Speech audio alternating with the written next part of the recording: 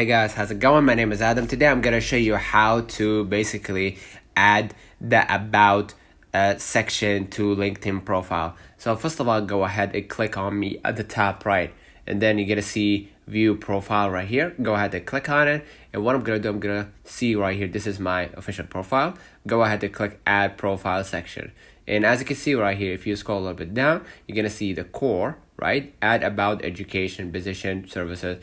In our case, we're gonna use about, right? And here it says you can write about your years of experience, industry, or skills. People also talk about their achievements or previous job experiences. So in my case, I'm gonna just type like this one, right? Hey, my name is Ammar. I'm 21, a curious creator, passionate about exploring different perspectives and diving into cinematic storytelling, from discussing impactful movies to analyzing current events. I enjoy connecting stories to real life themes and engaging with unique, thought-provoking topics. Okay, so basically I'm gonna just hit save right here, and basically that's it. Let's find out the comments if this video helped you. Don't forget to like and subscribe. Thank you for watching.